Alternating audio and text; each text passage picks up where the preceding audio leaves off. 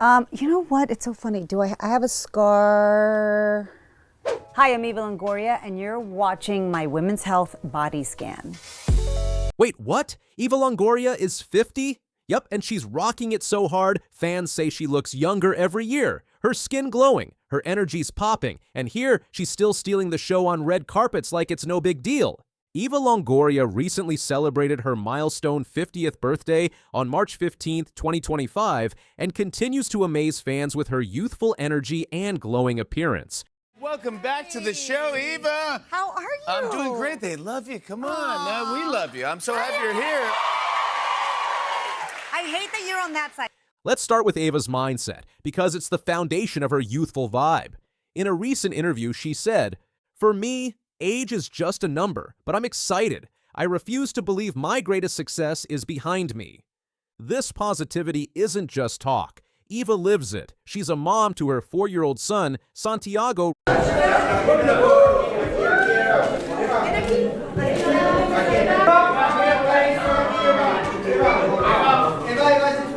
Runs the Eva Longoria Foundation to empower Latinas and is executive producing and starring in projects like her CNN docu-series Searching for Mexico. What do you think is that chicharron?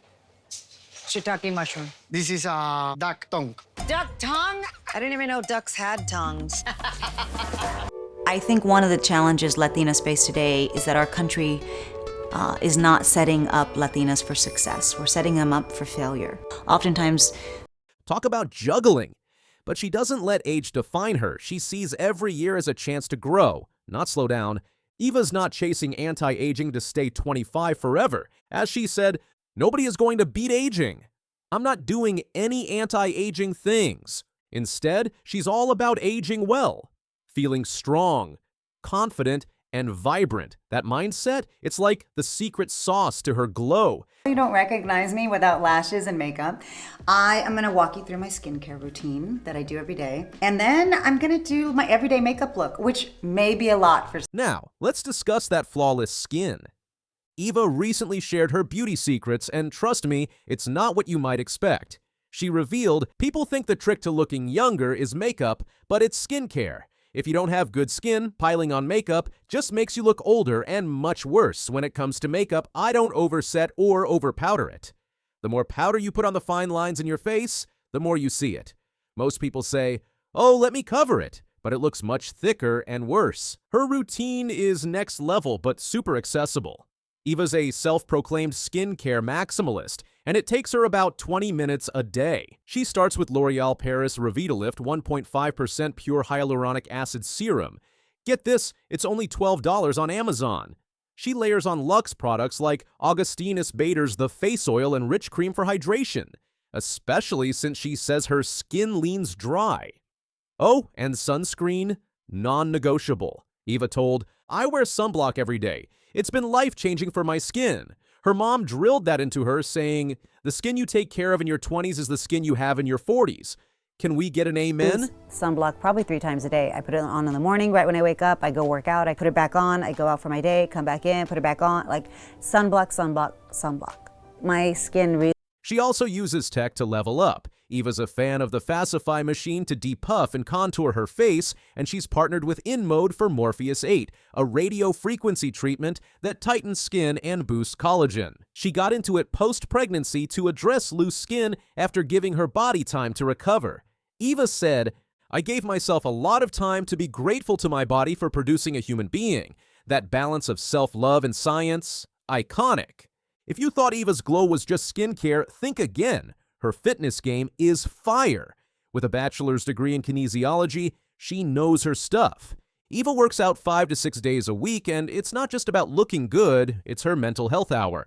She told, "I really need that energy and endorphins in the morning to really function throughout the day." It makes her a better mom, wife, and businesswoman. Her go-to, trampoline workouts. Eva loves bouncing on a jump sport rebounder for 30 minutes. It's high intensity but low impact. Perfect since she says her knees aren't the best. She said that it's like a dance routine, great for sequencing and creativity.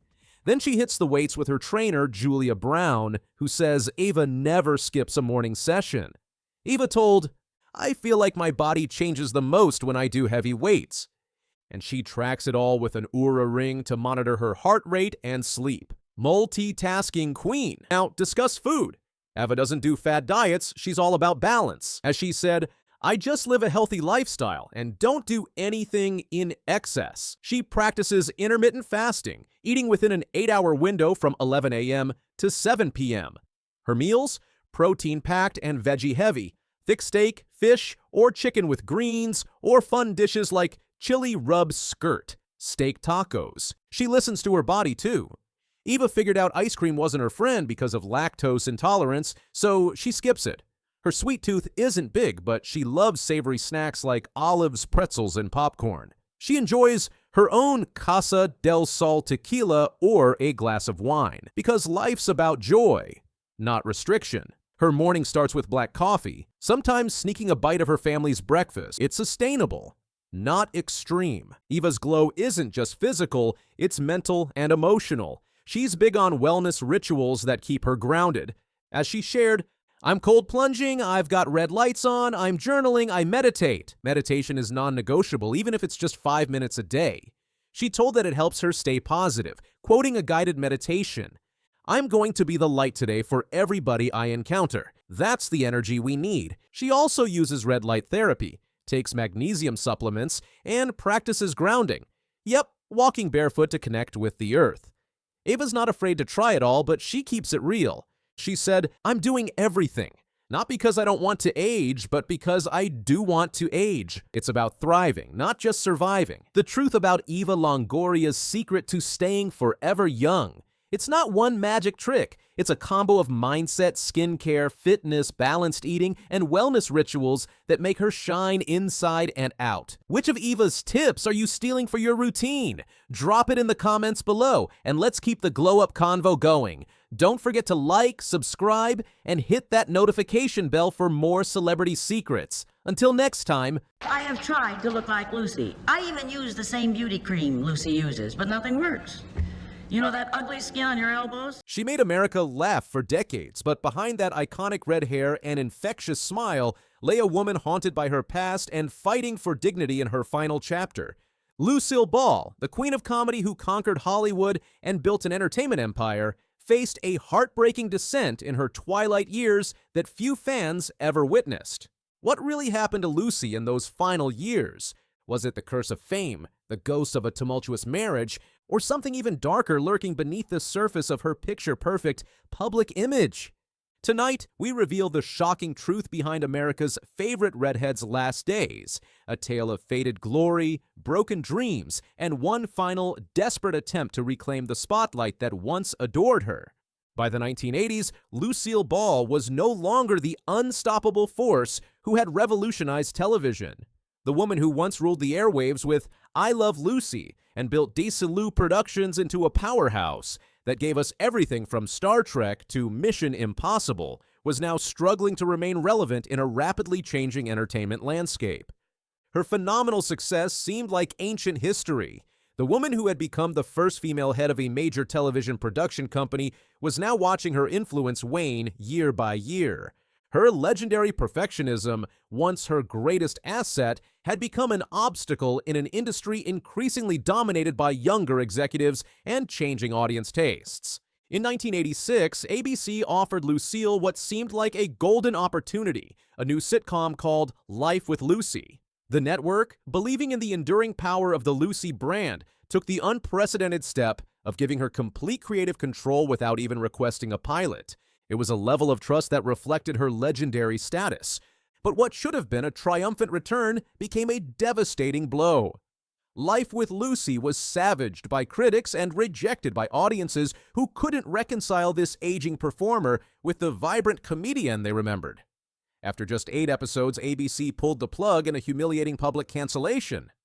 It was devastating for her, recalled a close friend who witnessed Lucy's reaction to the show's failure.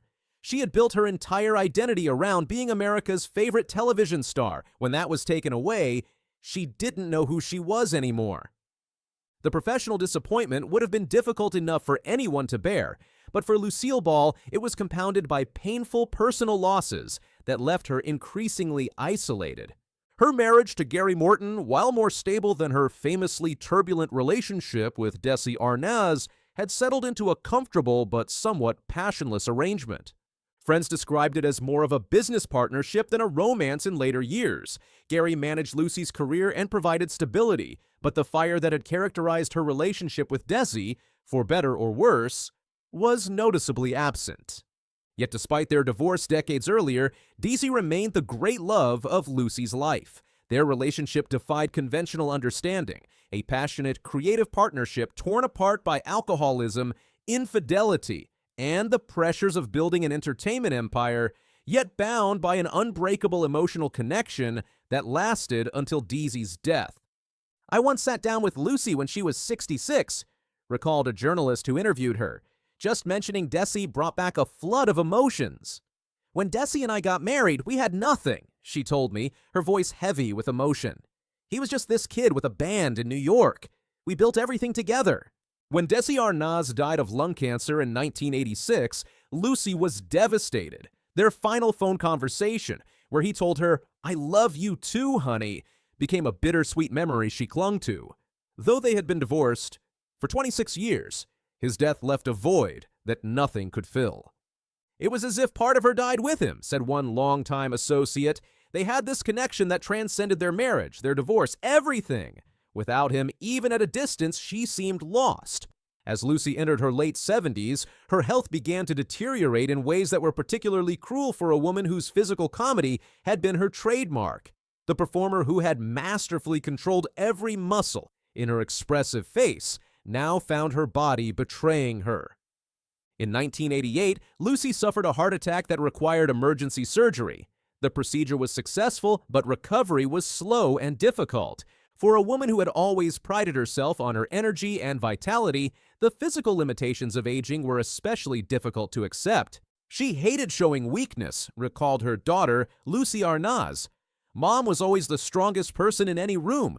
When her body started to fail her, she fought against it with everything she had." Her declining health forced her to confront her mortality in ways that troubled the fiercely independent star. Friends noticed she became increasingly preoccupied with her legacy, often reviewing old episodes and memorabilia from her glory days. The contrast between the vibrant performer on screen and the aging woman watching those performances was a source of both pride and profound sadness.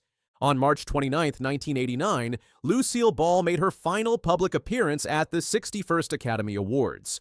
The audience erupted in a spontaneous standing ovation, a genuine outpouring of love for the woman who had transformed American entertainment for generations. Yet behind her brave smile, those closest to her saw something the cameras missed. Pain and exhaustion etched across her face. Lucy had been reluctant to appear at all, painfully conscious of her frailty and deeply concerned about how she would be perceived by millions of viewers. She was terrified of being seen as old or irrelevant, recalled a friend who helped prepare her for the event. Lucy spent her entire career in control of how people saw her, and aging took that control away. That night at the Oscars, she knew it might be the last time the public saw her, and she was determined to leave them with a memory of elegance, not decline. It took considerable persuasion from her family to convince her to attend, but true to form, she summoned the strength to make one final bow before her adoring public. The applause that night seemed to acknowledge not just her comedic genius, but her pioneering role in television history. Just weeks later, on April 18th, Lucy experienced severe chest pains and was rushed to Cedars-Sinai Medical Center. Doctors discovered a dissecting aortic aneurysm, requiring immediate surgery. The initial 7-hour procedure seemed successful, giving her loved ones a moment of hope. But on April 26th, complications arose when Lucy awoke with excruciating back pain. She soon lost consciousness and died at 5:47 a.m. from a ruptured abdominal aortic aneurysm at the age of 77. What many of Lucy's fans never knew was how deeply she struggled with the loss of her creative outlet in her final years. Television had not just been her career, it had been her primary means of self-expression and connection with the world. "Lucy didn't know how to live without performing," said one longtime colleague. "She never developed hobbies or interests outside of work. Entertainment wasn't what she did, it was who she was." This singular focus had served her well during her meteoric rise, but left her vulnerable when opportunities dried up. Unlike some of her contemporaries who gracefully transitioned to elder statesperson roles or found fulfillment in philanthropy or family life, Lucy continued to measure her worth primarily by her ability to command an audience. I'd like to talk to someone, please. I'm Peter Venkman. May I help you?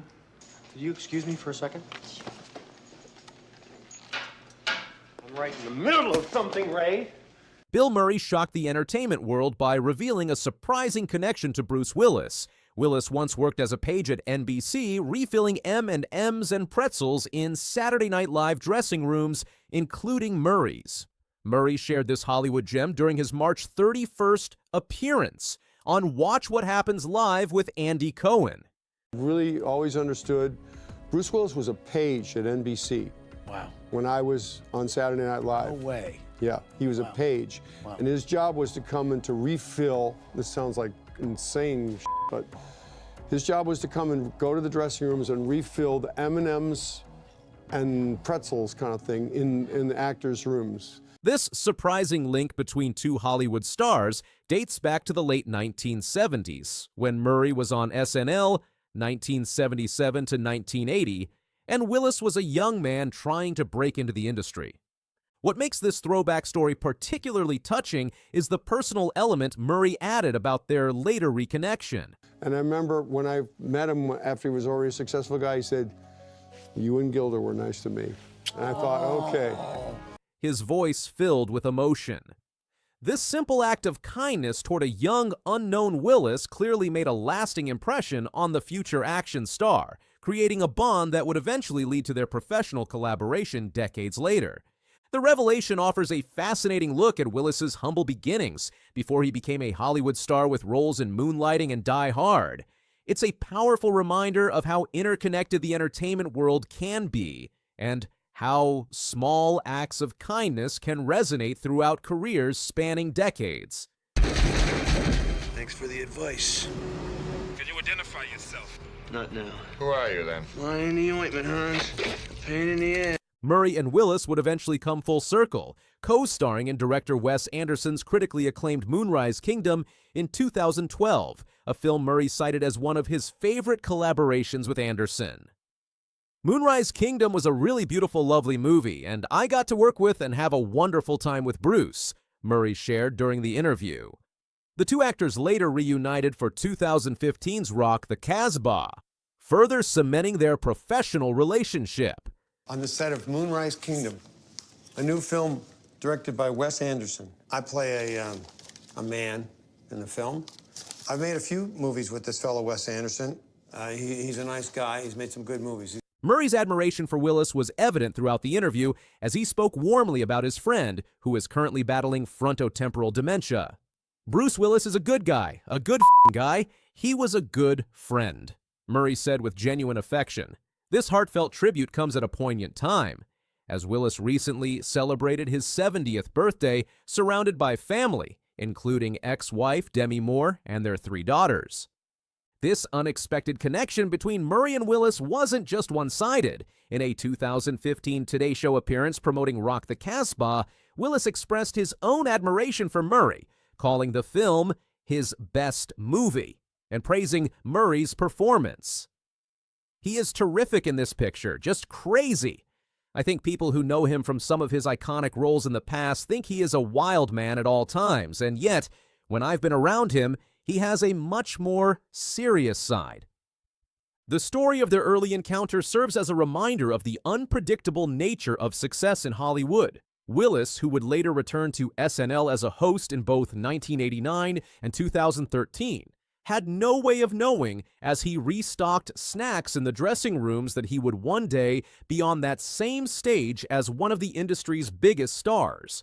Similarly, Murray couldn't have predicted that the young page would eventually become his co-star in multiple films. Thank you. Thank you very much. I'm very happy to be here. This is the 500th broadcast of Saturday Night Live. This revelation joins other fascinating pre-fame connections between celebrities that have emerged over the years. As Cohen noted during the interview, Harrison Ford once worked as part of the camera crew for The Doors for a week and a half, while Samuel L. Jackson worked as a security guard at Manhattan Plaza, where numerous celebrities lived.